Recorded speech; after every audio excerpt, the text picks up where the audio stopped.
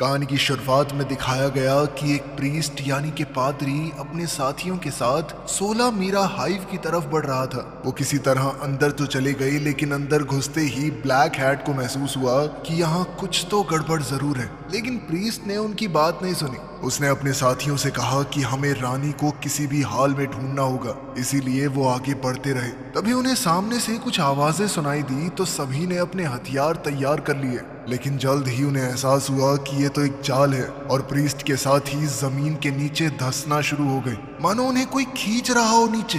सभी एक के बाद एक इस चाल के शिकार बनते गए, लेकिन प्रीस्ट और ब्लैक हैट रोशनी की तरफ भागने लगे। लेकिन जैसे ही वो गुफा से बाहर निकलने वाले थे, ब्लैक हैट भी जाल में फंस गया और प्रीस्ट चाहकर भी उसे बचाने में नाकामयाब रहा। बताया जाता है कि इस दुनिया में हमेशा से वैम्पायर्स मौजूद हैं। इंसानों और वैम्पायर्स के बीच में एक खूनी जंग सदियों से चल रही है, जिसमें दोनों एक दूसरे के साथ साथ पूरी दुनिया को तबाह करते रहे। इन वैम्पायर्स से छुटकारा पाने के लिए इंसानों ने चर्च की 4 दीवारी के अंदर खुद को महफूज कर लिया, और तो और उन्होंने अपने शहरों को भी एक गेट की मदद से बंद कर दिया जिसमें चर्च के निशान बने हुए थे। फिर उन्होंने वैम्पायर्स के खिलाफ सबसे बड़ा हथियार बनाया, और वो थे खास तरह के प्रीस्ट। ये खास तरह के प्रीस्ट ताकतवर योद्धा थे जिन्हें वैम्पायर्स को खत्म करने की कला में महारत हासिल थी। ये इतने ज्यादा ताकतवर थे कि अकेले ही वैम्पायर्स की सेना को खत्म कर दिया करते, और जो बच जाते उन्हें एक दूसरे से अलग करके जेलों में डाल दिया जाता। लेकिन जैसे ही चर्च के अधिकारियों को महसूस हुआ कि अब तो उन्हें वैम्पायर्स से कोई खतरा नहीं है, तो उन्होंने धीरे धीरे प्रीस्ट्स को कम करना शुरू कर दिया, और अब दुनिया में सिर्फ कुछ ही प्रीस्ट बचे थे जिनकी अब किसी को कोई जरूरत नहीं थी, और उनका वजूद भी धीरे धीरे वैम्पायर्स की तरह खत्म होने लगा। इन सभी घटनाओं के कई साल बाद हम ओवन नाम के एक आदमी को देखते हैं जो अपने खेत की जमीन को खोद रहा था ताकि वो पता लगा सके कि खेती के लिए जमीन की कंडीशन कैसी है। फिर उसने अपनी पत्नी शैनन से कहा कि मेरे हिसाब से हमें खेती शुरू कर देनी चाहिए। ठीक उसी वक्त लूसी भी घर पहुंच गई। ओवन ने उससे पूछा कि अब तक कहां पर थी तुम? तो लूसी ने बताया कि वो शहर गई थी। ये सुनते ही ओवन भड़क पड़ा, क्योंकि लूसी उसके मना करने के बाद भी शहर चली गई। मगर लूसी ने भी जवाब में कहा कि अब मैं बड़ी हो चुकी हूँ। लेकिन ओवन का कहना सीधा था कि अगर इस घर में रहना है तो मेरे हिसाब से रहना पड़ेगा। मुझे ऐसा लगता है कि मैं जेल में हूँ, ये घर कम जेल ज्यादा है, लूसी ने चिल्लाकर कहा। तभी शैनन ने बीच में कूदते हुए कहा कि इतना लड़ने की कोई बात नहीं है, दोनों प्यार से बात किया करो। लेकिन तभी अचानक से जमीन कपकपाने लगी। इससे लूसी भी बहुत ज्यादा डर गई। ओवन ने बाहर जाकर चेक किया तो देखा कि वैम्पायर्स का एक झुंड घर की तरफ आ रहा है। उसने तुरंत दोनों को नीचे जाने के लिए कहा।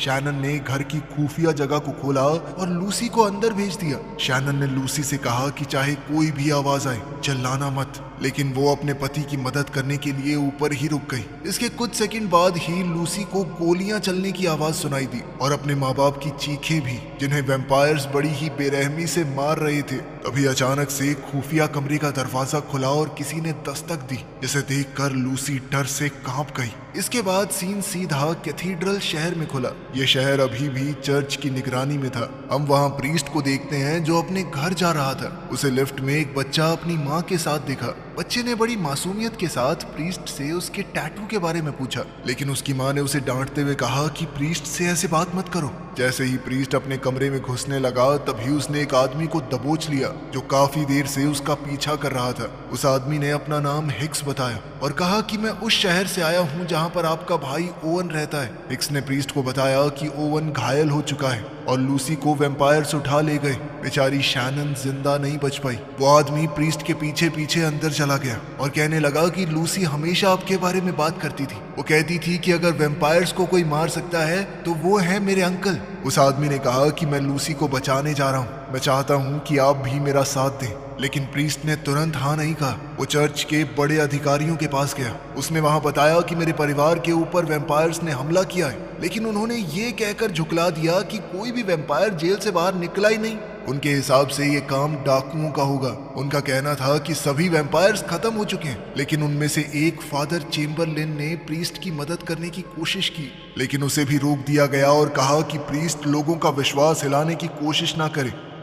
इस दौरान एक तेज रफ्तार ट्रेन में लूसी को वैम्पायर्स एक पिंजरे में बंद करके ले जा रहे थे। तभी उनमें से एक उसका मजाक उड़ाने लगा और तभी एंट्री हुई ब्लैक हैट की। ब्लैक हैट ने लूसी से कहा कि तुम्हें बचाए रखने के लिए ही पिंजरे में रखा गया है। इस पर लूसी कहने लगी कि मेरे अंकल प्रीस्ट हैं, वो मुझे बचाने के लिए जरूर आएंगे और फिर तुम सब मरोगे। लेकिन लूसी को ये नहीं पता था कि ब्लैक हैट इस पल का सदियों से इंतजार कर रहा था। वहीं शहर में फादर चेम्बरलिन ने प्रीस्ट से कहा कि मैं कुछ भी करके फैसला बदल नहीं पा रहा, और ये सुनकर प्रीस्ट बहुत निराश हो गया। वो इस सोच में पड़ गया कि इतनी कुर्बानियों के बाद भी उसकी बात तक नहीं सुनी जा रही, और अगर अब चर्च उसकी मदद नहीं कर रहा तो उसे मामला अपने हाथ में लेना होगा। तभी चर्च के सैनिकों ने प्रीस्ट को चारों तरफ से घेर लिया। चेम्बरलिन ने कहा कि सिर्फ अच्छी चीजों के बारे में सोचो, ऐसा कुछ मत करना जिससे तुम्हें बाद में पछताना पड़े। ये सुनकर प्रीस्ट बेहद उदास हो गया, क्योंकि अब उसे चर्च के खिलाफ जाना होगा। उसने कुछ ही सेकंडों में एक एक करके सभी सैनिकों को ढेर कर दिया।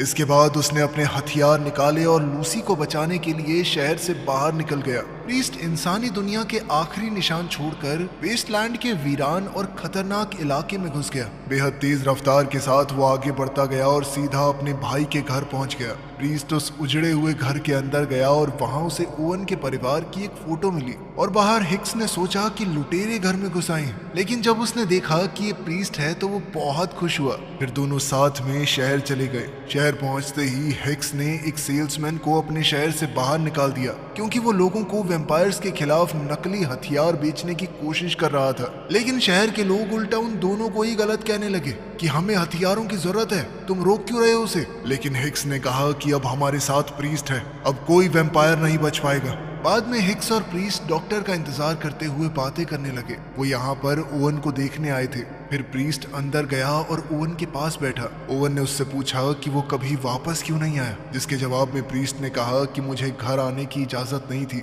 फिर ओवन ने बहुत उदास होकर कहा कि उन्होंने शैनन को मार दिया। इस पर प्रीस्ट ने उसे तसल्ली देते हुए कहा कि शैनन ने मरकर तुम्हें जिंदगी दी है। तभी ओवन ने रोते हुए कहा कि भाई कैसे भी लूसी को बचा लेना और उन सारे वैम्पायर्स को खत्म कर देना। बाद में हिक्स ने प्रीस्ट को बताया कि चर्च के आदमी आपको ढूंढ रहे हैं और वो लूसी को बचाने की इजाजत भी नहीं दे रहे। लेकिन मुझे फर्क नहीं पड़ता, मैं लूसी को बचाने के लिए आपकी टीम में शामिल होना चाहता हूँ। लेकिन प्रीस्ट ने कहा कि तुम इस सब के लिए अभी तैयार नहीं हो। ये सुनते ही हिक्स ने गोली उठाई और हवा में एक चाकू से गोली के 2 हिस्से कर दिए। ये देखकर प्रीस्ट ने उससे पूछा कि क्या तुम बंदूक चलाना जानते हो। इस पर हिक्स ने कहा कि बंदूक तो मैं चाकू से भी अच्छी चलाता हूँ। फिर उसने प्रीस्ट से कहा कि तुम तो बंदूक का इस्तेमाल ही नहीं करते, तो इतनी गोलियां क्यों बना रहे हो। प्रीस्ट ने जवाब में कहा कि ये तुम्हारे लिए है।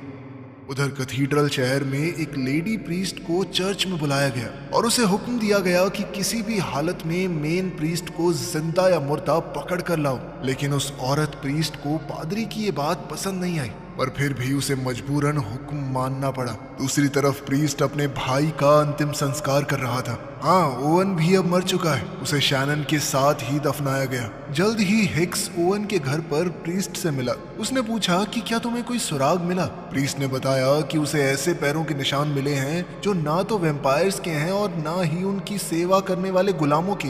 इसके बाद उन्होंने उस तरफ तलाशना शुरू कर दिया जिस तरफ से निशान आए थे। इसके बाद दोनों सीधा वहां पहुंच गए जहां कैदी वैम्पायर्स को रखा गया था। हिक्स ने कहा कि ये इंसानों में सबसे गिरे हुए लोग हैं। उनके पास ज्यादा समय नहीं था क्योंकि सूरज अब ढलने लगा था। जैसे ही वो अंदर गए उन्होंने देखा कि वहां कोई गार्ड नहीं है। पूरी जगह वैम्पायर्स का ध्यान रखने वाले इंसानों से भरी हुई है। हिक्स समझ गया कि उनमें से ज्यादातर लोग अपनी मर्जी से ये काम कर रहे हैं। वो एक गुलाम के पास गया और तभी गुलाम ने कहा कि प्रीस्ट को यहाँ आने की अनुमति नहीं है, ये जगह हमारी है, हमें प्रीस्ट बिल्कुल भी पसंद नहीं। फिर हिक्स ने उसे बताया कि वो क्या ढूंढ रहे हैं, जिसके बाद गुलाम ने कहा कि हमारे यहाँ ऐसा कुछ नहीं हुआ, कोई लड़की नहीं आई। इसके बाद उन्होंने मेन गेट खोला और अंदर चले गए, मगर वो जगह किसी नर्क से कम नहीं थी। हर तरफ सिपाहियों की लाशें बिखरी पड़ी थी। प्रीस्ट एक सेल में गया और उसने एक गुलाम से पूछताछ करनी शुरू कर दी। साथ ही उसे धमकी दी कि अगर उसने लूसी के बारे में नहीं बताया तो वो उसके मास्टर की कब्र खोल देगा।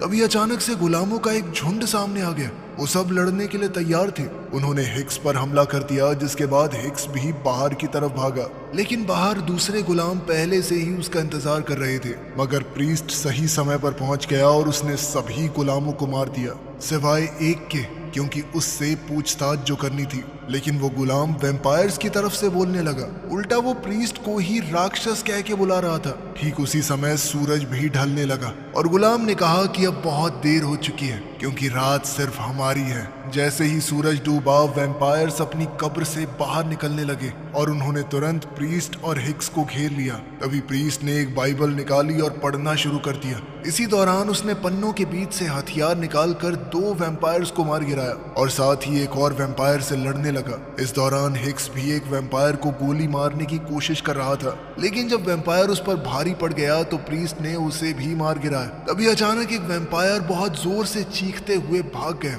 फिर प्रीस्ट वापस से गुलाम के पास गया और इस बार गुलाम ने डर कर बता दिया कि वो उसे पश्चिम की तरफ लेकर गए हैं, लेकिन उन्हें इसका बिल्कुल भी अंदाजा नहीं था कि आगे क्या होगा। अभी एक वैम्पायर ने वापस आकर प्रीस्ट पर धावा बोल दिया। फिर वो दोनों लड़ते लड़ते गुलामों की जगह में गिर गए। हिक्स भी अपनी बंदूक निकाल कर इंतजार करता रहा। उस जगह गए बेशक 2 थे, लेकिन वापस आया सिर्फ प्रीस्ट। अब दोनों बात करने लगे कि क्या करना चाहिए और प्रीस्ट ने कहा कि 16 मीरा हाइव पश्चिम की तरफ है। हिक्स ने कहा कि मुझे तो लगा था सारे हाइव तबाह हो चुके हैं, लेकिन प्रीस्ट ने कहा कि फिर भी एक बार चेक करना जरूरी है। अगर उन्होंने जेल से गायब हुए वैम्पायर्स को ढूंढ लिया तो लूसी भी मिल जाएगी। इसके बाद प्रीस्ट हिक्स को वैम्पायर्स को मारने के तरीके बताने लगा, क्योंकि वो इंसानों की तरह नहीं होते, वो अलग हैं। अगर उसे किसी वैम्पायर को मारना है तो उसकी चाल पहले से भांपनी होगी। इसी दौरान शहर का सेल्समैन ब्लैक हैट से मिलने गया ताकि उसे कुछ जानकारी दे पाए, लेकिन सेल्समैन ने कहा कि मुझे इस जानकारी के बदले में कुछ तो चाहिए।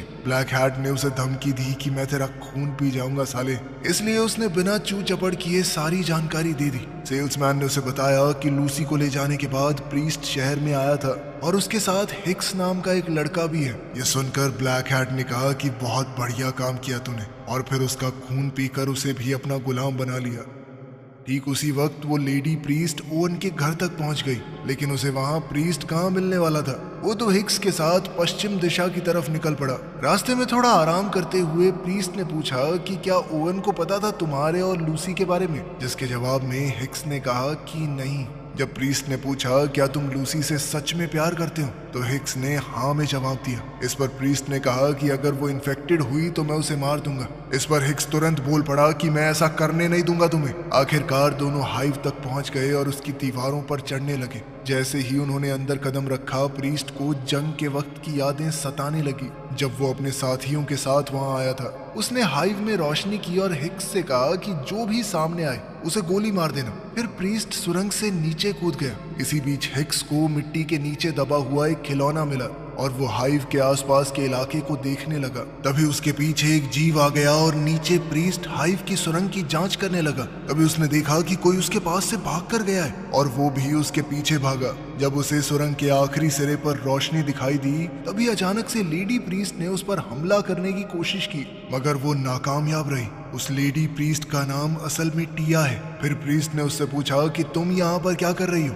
तो उसने बताया कि मुझे तुम्हें पकड़ने के लिए भेजा गया है। मैं और मेरे बाकी लोग पहले ही अलग अलग हो गए थे। तब प्रीस्ट ने उसे समझाया कि मेरे पास कसम तोड़ने के अलावा कोई रास्ता नहीं था। तभी उन्हें दूर से गोली चलने की आवाज आई। जब दोनों हिक्स को ढूंढ रहे थे तो प्रीस्ट ने उसे बताया कि एक राक्षस इस हाइव की रक्षा करता है, जो इतना बड़ा है कि नीचे नहीं आ सकता। जल्द ही दोनों प्रीस्ट बाहर कूद कर उससे लड़ने लगे। राक्षस ने जबरदस्त हमले से प्रीस्ट को गिरा दिया और फिर टिया के पीछे भागने लगा। अब राक्षस ऊपर से चक्कर काट कर हमला करने का मौका ढूंढने लगा, लेकिन तब तक प्रीस्ट और टिया उस तक पहुंच चुके थे और प्रीस्ट ने हमला करके उसे खत्म कर दिया। अभी अचानक राक्षस फिर से होश में आ गया, लेकिन इस बार हिक्स ने गोली मारकर उसका काम तमाम किया। बाद में दोनों प्रीस्ट आपस में बात कर रहे थे, जबकि हिक्स पहरेदारी कर रहा था। टिया ने कहा कि मैं तुम्हें पकड़ने नहीं आई, सिर्फ चेतावनी देने आई थी। और जल्द ही वो एक नए दोबारा बनाए गए हिस्से तक पहुंचे और इस बार जब वो अंदर गए तो उन्होंने एक बहुत बड़ा अड्डा देखा, जिसे देखकर लग रहा था कि ये नई सेना के लिए बनाया गया हो।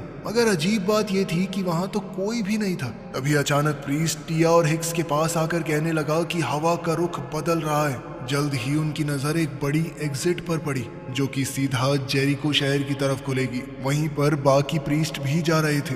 इसी दौरान वैम्पायर्स की ट्रेन जेरिको स्टेशन पर पहुंची, जिसे देखकर वहां काम करने वाला एक आदमी हैरान रह गया। ट्रेन उसके बिल्कुल सामने रुकी लेकिन कोई बाहर नहीं निकला। लेकिन जैसे ही वो दरवाजा चेक करने गया तो एक वैम्पायर ने उसे जान से मार दिया। फिर ब्लैक हैट बाहर आया और उसने अपनी सेना को काम शुरू करने के लिए कहा। एक परिवार आराम से अपने घर में म्यूजिक सुन रहा था। तभी एक वैम्पायर उनके घर में घुस गया और उसने परिवार पर हमला कर दिया। पूरा शहर वैम्पायर्स की सेना की चपेट में आ गया और ब्लैक हैट उस मंजर को इस तरह एंजॉय करने लगा मानो दिलजीत का कोई कॉन्सर्ट चल रहा हो। तभी अचानक वहां 3 प्रीस्ट पहुंच गए और उन्होंने ब्लैक हैट से लड़ना शुरू कर दिया। लेकिन ब्लैक हैट ने उनमें से एक को बहुत ही आसानी से मार दिया। फिर उसने बाकी दोनों से कहा कि तुम मेरे साथ जुड़ना चाहोगे या इसकी तरह मरना चाहोगे, बता दो। अगली सुबह जब तीनों शहर में पहुंचे तो देखा कि सब कुछ सूना पड़ा है। वो बिल्डिंग में बचे हुए लोगों की तलाश करने के लिए अलग अलग हो गए। तभी टिया को एक डायनामाइट बॉम्ब मिला और वहीं प्रीस्ट एक खाली घर में चला गया। फिर जब हिक्स और टिया मिले तो हिक्स ने कहा कि यहाँ तो कोई भी जिंदा नहीं बचा। ये सुनते ही टिया ने कहा कि खाने वाले मुंह बहुत ज्यादा थे। तभी उन्होंने शहर के बीच में प्रीस्ट को देखा जो अपने 3 साथियों की लाशों के सामने बैठकर उनकी आत्मा की शांति के लिए प्रार्थना कर रहा था। ये देखकर टिया भी जमीन पर उसके साथ बैठ गई। हिक्स ने गुस्से में आकर पूछा कि ये किस तरह का वैम्पायर है जिसने 3 प्रीस्ट्स को मार दिया। प्रीस्ट ने जवाब दिया कि ऐसा कुछ हमने कभी नहीं देखा। फिर उसे समझ आया कि सूरज उगने से पहले वैम्पायर शहर से कैसे गायब हो गए। वो जल्द ही ट्रेन स्टेशन पर गए जहां हिक्स ने बताया कि ट्रेन शहरों तक जाती है और इसका अगला स्टॉप होगा कैथीड्रल शहर। ये सुनते ही टिया और प्रीस्ट समझ गए कि ये सब एक सोचा समझा प्लान था ताकि सभी प्रीस्ट्स को शहर से बाहर निकाला जा सके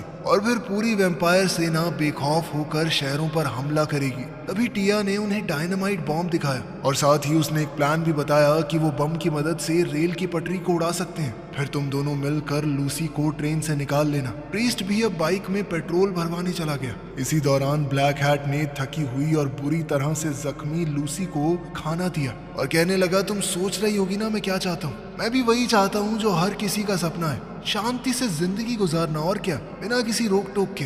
लूसी ने बड़ी चालाकी से एक चाकू उठाकर छुपा लिया। फिर उससे पूछने लगी कि तुम असल में हो कौन। ब्लैक हैट का मानना था कि वैम्पायर्स इंसानों से ज्यादा बेहतर होते हैं और वो अब दुनिया से उसकी गंदगी यानी इंसानों को साफ करना चाहता है। और ब्लैक हैट को पूरा यकीन था कि लूसी और प्रीस्ट इस नेक काम में उसकी मदद करेंगे।